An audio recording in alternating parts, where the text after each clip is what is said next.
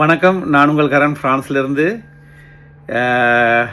இன்றைக்கும் ஒரு பழமொழி, நேற்று தந்த பழமொழிக்கான விடையை பதிலை கூறி போட்டு இன்றைக்கி இன்னொரு பழமொழி சொல்கிறேன். அதுக்கும் நீங்கள் பதிலை கண்டுபிடிங்கள். நேற்றையான் பழமொழி, அவன் விழுந்ததால் அது மிதித்தது என்று கேட்டிருந்தான். அவன் விழுந்ததால் அது மிதித்தது.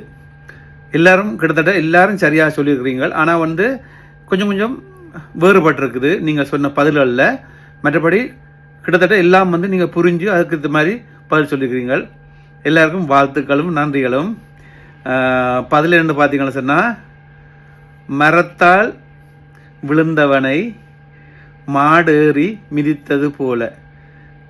மரத்தால் விழுந்தவனை மாடேறி மிதித்தது போல அப்படி வச்சுக்கலாம். இல்லைன்னு சொன்னால், எழுவாய் பயனிலை செய்யப்படும் பொருளுக்காக இது பாவித்தது. மரத்தால் விழுந்த கந்தனை மாடேறி மிதித்தது.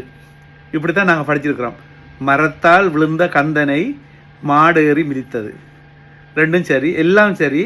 கொஞ்சம் கொஞ்சம் வித்தியாசம் இருக்குது. மற்றபடி எல்லாரும் சரியான விட சொல்லியிருக்கீங்க. நன்றிகளும் வாழ்த்துக்களும். தொடர்ந்து இணைந்திருங்கள்.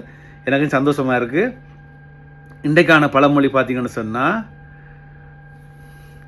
அவனுக்கு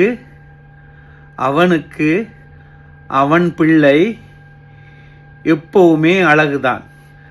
அவனுக்கு அவன் பிள்ளை எப்பவுமே அழகுதான்.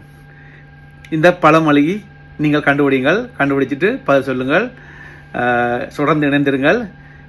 எல்லாருக்கும் மீண்டும் மீண்டும் நன்றிகளும் வாழ்த்துக்களும். அடுத்த பழமொழியோ விடுகதையில் சந்திப்போம். பாய்.